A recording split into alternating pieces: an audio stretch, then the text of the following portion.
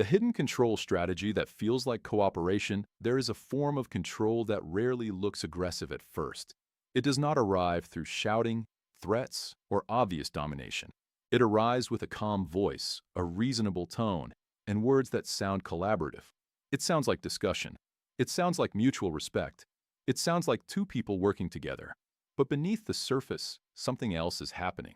One person is quietly guiding the emotional direction of the exchange while making the other feel as if they are freely participating. That is what makes this strategy so difficult to detect. It does not feel like pressure. It feels like cooperation. This hidden control strategy works because most people are trained to trust the appearance of harmony. When someone says, "Let us figure this out together," most people relax. They assume safety. They assume fairness. They assume the other person is interested in a shared outcome. And sometimes that is true. But in manipulative dynamics, the language of teamwork is used to disarm resistance. The goal is not to reach the truth together. The goal is to make you lower your guard while someone else quietly shapes the conclusion. The controlling person does not always tell you what to do directly. Instead, they create a narrow emotional corridor. Inside that corridor, only certain reactions feel acceptable. They may present two options, but both options serve them. They may ask for your opinion, but only reward the opinion that supports their position. They may say they respect your freedom, while subtly punishing any choice that disappoints them.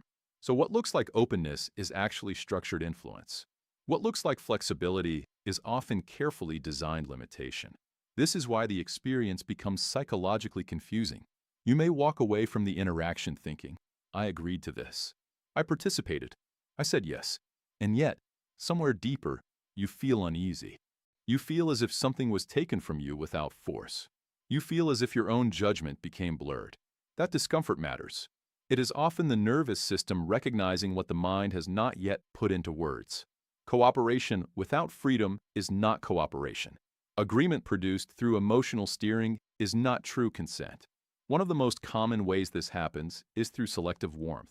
A person becomes especially kind, attentive, and affirming while you move in the direction they want. But when you hesitate, question, or suggest an alternative, the emotional climate changes. They may not explode. They do not need to. A cold silence, a disappointed expression, a slight withdrawal, a subtle shift in tone can be enough. Now the conversation is no longer about the issue. It becomes about restoring comfort. And without realizing it, you begin adapting yourself to bring the warmth back. That is how control hides inside cooperation. The manipulator teaches you which version of yourself gets rewarded.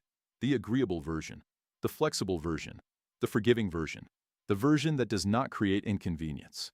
Over time, you start editing your thoughts before you even speak.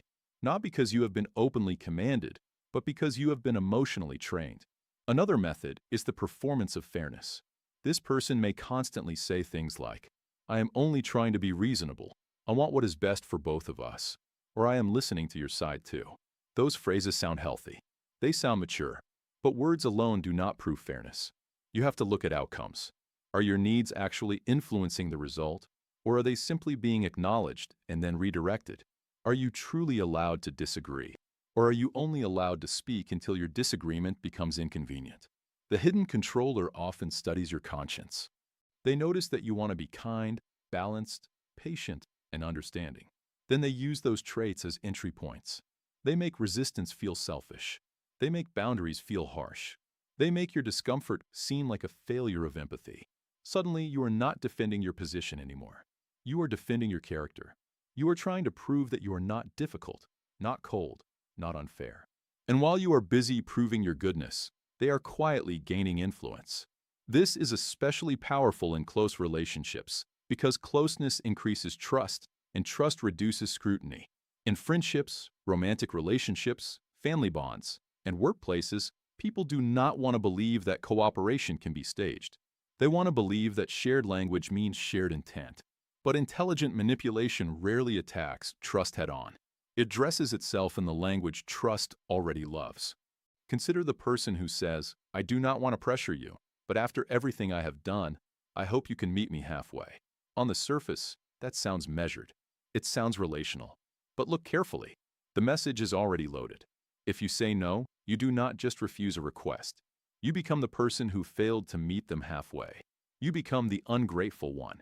The emotional cost of disagreement has been increased. And once disagreement becomes morally expensive, cooperation is no longer free. Or think about the manager who says, "I value everyone's input, but we also need people who are committed to the team." Again, it sounds normal, but in the wrong hands, this is not leadership. It is coded pressure. It implies that questioning a decision may place your loyalty in doubt.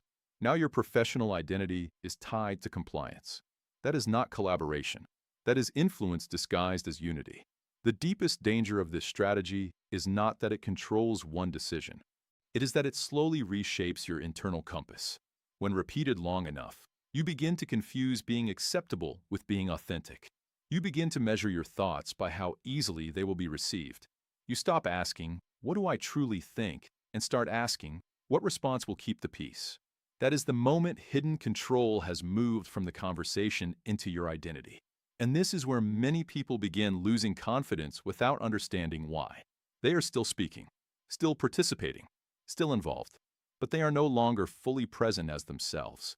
Their speech is filtered. Their intuition is doubted. Their boundaries feel guilty. Their choices feel strangely borrowed. The first step in seeing this clearly is simple but powerful. Stop focusing only on what the person says and start observing what becomes harder for you to say around them. When hidden control is operating, your freedom does not disappear all at once. It erodes through atmosphere, through tone, through implication, through repetition. It becomes harder to say no without feeling cruel, harder to ask questions without feeling disloyal, harder to delay a decision without feeling irresponsible. That is why many people stay confused for so long. They are waiting for obvious coercion, while the real mechanism is subtle conditioning. A strong sign of this pattern is that you leave conversations feeling responsible for the other person's emotional balance. You enter to discuss one topic, but somehow you leave managing their disappointment, their insecurity, their frustration, or their need for reassurance. Once that happens, the original issue gets buried. The hidden controller may not even need to argue effectively. They only need to make honesty emotionally costly. For example, someone proposes a plan that does not sit right with you. You gently raise concern. Instead of discussing the concern directly, they become wounded. They say they were only trying to help. They mention how stressful things already are. They imply that your hesitation makes everything more difficult. Now the topic is no longer the plan. The topic is their feelings. If you continue pressing your point, you risk looking insensitive. So you soften, you retreat, you cooperate, and afterward, you call it compromise, even though it felt more like surrender. Another example appears in romantic relationships. One partner says, "Of course you can do whatever you want. I would never stop you." But then comes the pause, the sadness, the distance, the change in energy. No direct prohibition was spoken.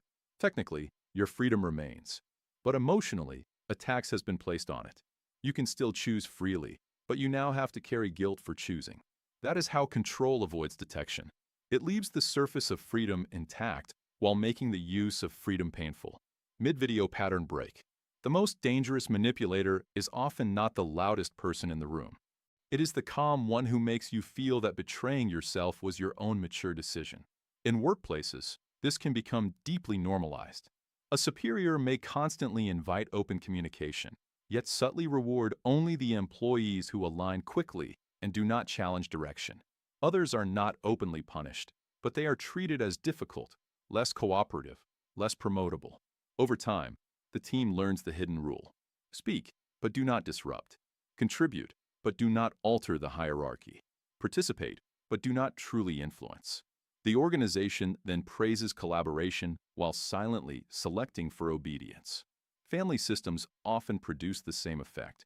A parent may say, "We discuss everything in this house," while reacting with visible hurt, anger, or withdrawal whenever certain truths are raised. The child learns that honesty is allowed only inside safe boundaries. Later in life, that child may become an adult who struggles to recognize manipulation because they were taught early that emotional peace matters more than inner truth. The reason this strategy works on intelligent people is precisely because it is sophisticated. Crude pressure is easier to reject. Soft pressure is harder because it recruits your own values against you. Your empathy, your patience, your decency, your desire to maintain connection, all become tools that can be turned inward until you start overriding yourself. So how do you begin protecting your mind from this? First, separate politeness from consent. Just because you answered gently does not mean you agreed freely. Just because a conversation remained civil does not mean it was fair. Calm language can still carry manipulation. A soft tone can still enforce control. Second, watch for asymmetry. Are both people equally free to disappoint each other? Are both allowed to have needs without emotional penalty? Are both able to pause, rethink, and say no? If one person must constantly stay regulated, understanding, and adaptable while the other person uses emotion, withdrawal, or moral pressure to steer the outcome, that is not mutual cooperation. That is an imbalance wearing a polite face. Third, return to concrete reality. What did I actually want before this conversation? What changed my mind? Was I persuaded by evidence or by discomfort? Did I choose this because it is right for me or because resisting felt too emotionally expensive? These questions restore psychological clarity. They bring you back from atmosphere into truth. And finally, test the relationship with a clean boundary. Not an angry boundary, not a dramatic boundary. A simple one. I am not ready to agree. I need time to think. That does not work for me. A healthy person may feel disappointed, but they remain respectful. A controlling person often reveals themselves when cooperation stops being automatic. Their frustration is not with conflict itself. Their frustration is with the loss of influence. The hidden control strategy that feels like cooperation survives through confusion. It depends on your reluctance to call pressure by its real name when the pressure arrives smiling. But once you see the pattern, something changes. You stop measuring relationships only by how peaceful they appear. You start measuring them by how free you are to remain fully yourself inside them. Real cooperation does not punish honesty. It does not make boundaries feel immoral. It does not turn your conscience into a leash. It leaves room for refusal, difference, delay, and truth. Anything that calls itself cooperation while quietly training you to betray your own clarity is not partnership. It is control with good manners. And the moment you recognize that, you begin taking your mind back. The end.